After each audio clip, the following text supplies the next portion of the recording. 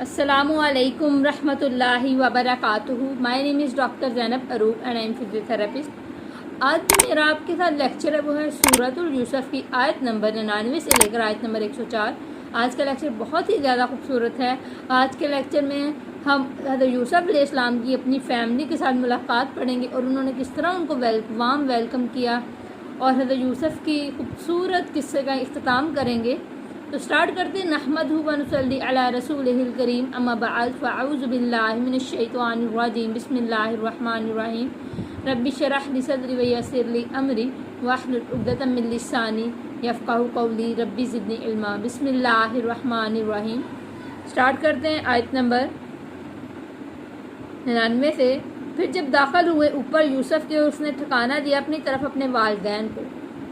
یہاں پہ والدین سے مراد کیا ہے کہ حضرت یوسف علیہ السلام کے پاس ان کے والدین آئے تو حضرت یوسف علیہ السلام مصر سے باہر ان کو استقبال کے لیے آئے اور حضرت یوسف علیہ السلام نے ان کو استقبال کیا اور پھر اپنے تخت پر لے کے گئے اور انہوں نے اپنے والدین کو خوبصورتی سے استقبال کر کے ان کو تخت پہ بٹھایا.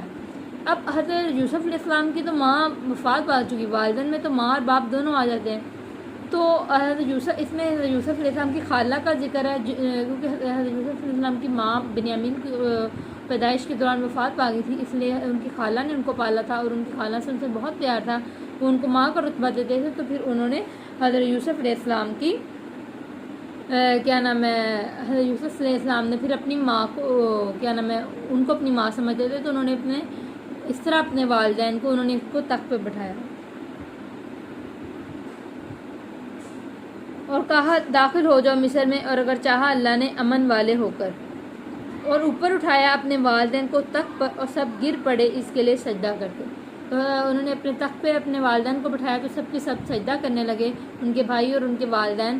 اور یہ سجدہ عبادتاً نہیں تھا, یہ سجدہ تعظیم تھا کہ ہلکا سا جھک کے, جیسے جاپنیز تھوڑا جھک کے سلام کرتے ہیں ایک دوسرے کو تعظیم دیتے ہیں, ایسے ہی انہوں نے سجدہ تعظیم انہوں نے حضرت یوسف علیہ السلام کو کیا. اور پھر حضرت یوسف علیہ السلام نے اپنے والد سے خطاب کیا, ان سے مخاطب ہو کے کہا کہ اے میرے بابا, یہ میرے خواب کی تعبیر تھی. تو کیا ہے وہ آیت آگے, اور کہا اے میرے بابا جان, یہ ہے تعبیر میرے خواب کی پہلے کی. تحقیق کر دیا میرے رب نے سچا, اور تحقیق اس نے احسان کیا ساتھ میرے. اور یہ نہیں کہ حضرت یوسف علیہ السلام احسان فراموشی کریں, بلکہ حضرت یوسف علیہ السلام نے اللہ تعالیٰ کے احسان کو یاد رکھا اور انہوں نے احسان فراموشی نہیں کی, بلکہ انہوں نے کہا کہ بے شک میرے اللہ کی ذات نے مجھ پر احسان کیا ہے. انہوں نے ایک دم اپنی لائف کو فلیش بیک کیا اور انہوں نے اپنی لائف کو فلیش بیک کر کے انہوں نے اپنی زندگی میں دیکھا کہ ان کو کیا کچھ نہیں, ان کے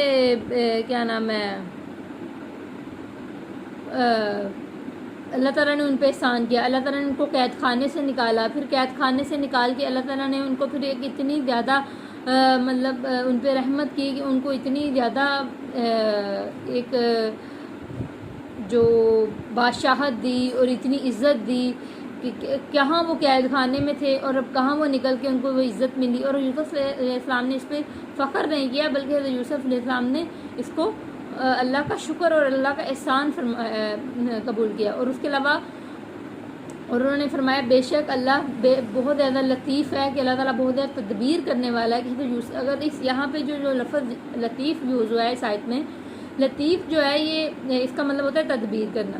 اور حضرت یوسف علیہ السلام کی زندگی کو دیکھیں تو تدبیر مطلب پلاننگ. تو حضرت یوسف علیہ السلام کی زندگی شروع سے لے کے اینڈ تک ہم دیکھیں تو پوری کی پوری اللہ کی پلاننگ تھی.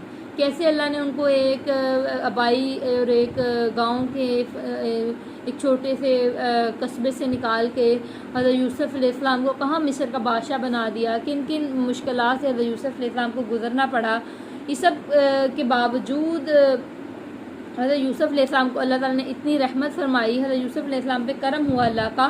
تو یہ سب کیا ہے, یہ اللہ تعالیٰ کا کرم ہے اور وہ بھی اللہ کے احسان کو سمجھتے تھے. آگے ہے آیت نمبر 102.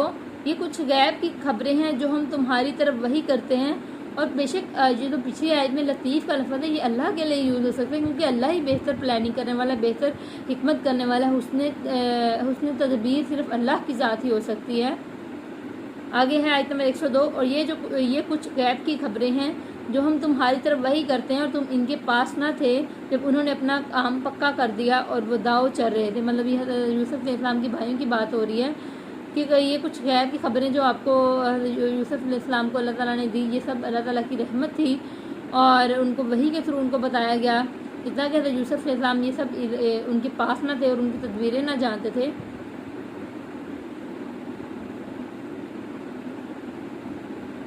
اور یہ آیت نمبر 101 بیچ میں رہ گی، اس کو پہلے پڑھتے ہیں. اے میرے رب، بے شک پھر کیا کیا حضرت یوسف علیہ السلام نے اللہ تعالیٰ سے رجوع کیا کہ اللہ تعالیٰ سے جیسے ہی انہوں نے اللہ تعالیٰ کا احسان مانا اور اللہ تعالیٰ کی لطیف ہونے کی کوالٹی کو مانا، تو انہوں نے ساتھ پھر اللہ سے رجوع کیا اور دعا کی کہ رب بھی، اے میرے رب، بے شک تو نے مجھے ایک سلطنت دی اور مجھے کچھ باتوں کا انجام نکالنا سکھایا. مطلب کچھ باتوں کی مجھے تدبیر سکھائی، کچھ باتوں کی حقیقت کی گہرائی مجھے سکھائی. اور فاتر کا لفظ یہاں یوز ہوا ہے، فاتر السماوات والارض. فاتر کا مطلب ہے کہ نئے سرے سے پیدا کرنا، تو یہ اللہ کی ذات کے علاوہ کوئی نہیں ہو سکتا. تو نے ہی نئے سرے سے دنیا اور آسمان کو بنایا اور مجھے مسلمان اٹھا اور ان سے ملا جو تیرے، اور تو میرا کام بنانے والا ہے دنیا اور آخرت میں، اور مجھے مسلمان اٹھایا اور ان سے ملا جو تیرے قرب خاص کے لائق ہیں. مطلب حضرت یوسف علیہ السلام کی خوبصورتی دیکھیں کہ اتنا صبر اور اتنے کے بعد فخر ابھی بھی نہیں، بلکہ اللہ کا شکر کر رہے ہیں، ان کا احسان مان رہے ہیں. اب ان سے دعا کر رہے ہیں کہ اے خدا، تو مجھے دنیا اور آخرت میں کیا نام ہے میرا کام بنا، مجھے کامیاب فرما اور مجھے ایک اچھا مسلمان بنا اور مجھے ان لوگوں میں شامل کر دے جن کا انجام اچھا ہوا. انجام دیکھیں، ایک بندہ جس کا ساری زندگی اچھے کام کرتا لیکن اینڈ پہ اگر برے کام کرتا مر گیا تو وہ اسی حالت میں اٹھایا جائے گا. اس لیے اچھے انجام کی دعا کرنی چاہیے. لیکن یہ ہے کہ کسی کا برا انجام دے کے ہم کسی کو دوزخی یا جہنمی نہیں کہہ سکتے، یہ اللہ کی ذات بہتر جانتی ہے. اور انجام کے لیے ہمیں کوشش کرنی چاہیے. دنیا میں اگر ہمارے نیکی کاموں میں سبقت رکھیں گے تو انشاءاللہ ہمارا انجام بھی اچھا رہے گا. پھر آیت نمبر 102 جو ہم پڑھ چکے تھے اس کو دوبارہ سے ترجمہ گزارتے ہیں. تو یہ کچھ غیب کی خبریں جو ہم تمہاری طرف وحی کرتے ہیں اور تم ان کے پاس تھے اور جب انہوں نے اپنا کام پکا کیا تھا، اور نہ تھے جب انہوں نے اپنا کام پکا کیا اور وہ داؤ چل رہے تھے. کہ ان کے بھائیوں کی بات ہو رہی کہ اللہ تعالیٰ نے ان کو غیب سے وہ علم دیا اتنا کہ ان کے بھائی کیا کیا پلاننگز کر رہے تھے. اور اکثر اب ساتھ ہی بات کو موڑ دیا گیا. یہاں قصہ یوسف ختم کر دیا گیا اور قصہ یوسف کی شروعات خواب سے ہوئی اور اختتام اس کی تدبیر سے ہوئی. اور ہم نے پڑھا کہ ان کے بھائیوں نے کیسے ان کو داؤ چلے اور پھر کس طرح اللہ نے وحی کی اور کس طرح پھر ان وحی کو سچ کر دکھایا. اور اب اللہ تعالیٰ اس آیت سے، آیت نمبر 103 سے اللہ تعالیٰ اب اہل مکہ کے ساتھ مخاطب کر رہے ہیں اور اہل مکہ سے فرما رہے ہیں کہ تم لوگوں میں سے اکثریت ایمان نہیں لانے والے. کیونکہ انہوں نے کویسچن کیا تھا نا مصر میں کیوں گئے تھے بنی اسرائیل. تو حضرت یوسف علیہ السلام نے پھر حضرت محمد صلی اللہ علیہ وسلم نے پھر حضرت یوسف کا سارا واقعہ سنایا. اللہ تعالیٰ کی رحمت سے جو وحی ہوئی آپ صلی اللہ علیہ وسلم پہ، تو پھر اللہ تعالیٰ پھر اینڈ پہ اللہ تعالیٰ نے وحی کی کہ اکثر آدمی تم کتنا ہی چاہو ایمان نہ لائیں گے. مطلب ان میں یہ اہل مکہ کے لیے تھا کہ یہ لوگ اصل میں آپ سے ایک کویسچن کرتے ہیں صرف اس لیے کسی طرح آپ پھنس جائیں اور آپ انکار کر دیں کہ آپ یہ بات کا آنسر نہیں دے سکتے. لیکن اصل میں یہ نصیحت پکڑنا نہیں چاہتے، یہ سمجھنا نہیں چاہتے، یہ مان نہیں لانا چاہتے. اور تم ان پر اور ان سے کچھ اجرت نہ مانگتے، یہ تو نہیں مگر سارے جہان کو نصیحت کہ آپ ان سے صلہ مت مانگے. جو آپ نیک کام کر رہے ہیں اپنا کرتے رہے. ان لوگوں نے عقل نہیں اور اپنی، کیونکہ تم ان سے خیر کوئی کا کچھ صلہ بھی نہیں تم تو نہیں مانگتے. یہ قرآن اور کچھ نہیں تمہارے عالم کے لیے نصیحت ہے. کہ مطلب قرآن اور کچھ نہیں ہے، یہ تمہارے لیے نصیحت ہے. یہ نصیحت بھی وہی قبول کریں گے جن کو اللہ تعالیٰ نے جن کے لیے رکھی ہے.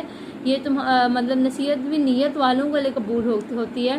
مطلب وہ لوگ جو کہ جن کے دل میں ذرہ برابر بھی چاہ ہوتی ہے، اس کو اللہ تعالیٰ وہ اس نصیحت کو قبول کرتے ہیں، اس کو سمجھتے ہیں، انڈرسٹینڈ کرتے ہیں. تو ایمان والوں کو چاہیے کہ وہ انڈرسٹینڈ کریں. اور کیا نام ہے، اہل مکہ کو اللہ تعالیٰ نے کھلے الفاظ میں ان سے ذکر کیا ہے کہ تم جان بوجھ کے ایمان نہیں لاتے. اور پھر آپ صلی اللہ علیہ وسلم کو تسلی دی جا رہی ہے کہ ان کا صلہ آپ مطلب ان سے تم کیا ہے، تم ان سے اس خیر خواہی کو کچھ صلہ بھی تو نہیں مانگتے. کہ مطلب آپ ان کی جو خیر خواہی کرتے ہیں اس کا اجرت اللہ آپ کو دینے والا ہے، اجر آپ ان کو بس ان کا آپ نصیحت کریں، باقی اللہ کے اوپر چھوڑ دیں، اور نصیحت بھی عقل والے مانتے ہیں تو اللہ تعالیٰ ہمیں جو اس سورہ سے بہت ساری نصیحتیں ہم نے سیکھی ہیں ہمیں اس پہ عمل کرنے کی توفیق دے، اور سیکھنے کی اور سکھانے کی توفیق دے۔ انشاءاللہ اگلا لیکچر ہمارا سورہ یوسف کا اختتام ہوگا۔ اللہ تعالیٰ ہمیں اور سیکھنے والا اور سکھانے والا بنائے، آمین، جزاک اللہ۔